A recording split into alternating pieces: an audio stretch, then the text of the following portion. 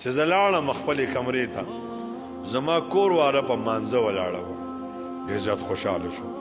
چې ښځه مې دینداره زه هم پښتون ومه زه هم لاړم مسله مې ځان ته وغوړوله ما هم یو 2 رکعته مونځ وکړو بیا رالم په خپل کټ باندې کېناستم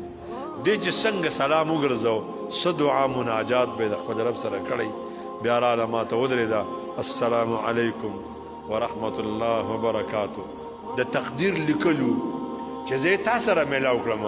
تا دپاره ښځې ډېرې وي ما دپاره خاوندان ډېرو او الله رب الجلال زما او ستا ملاقات نصیبه کړی ما ته هغه خبرې وکړه چې په هغې ته خوشحالېږي چې زه کوم هغه خبرې راته وکړه چې ته پې خفه کېږه چې زه نه کوم نو ما وایي چې پښتون د پښتون نه کمي غوږې د پرې کولو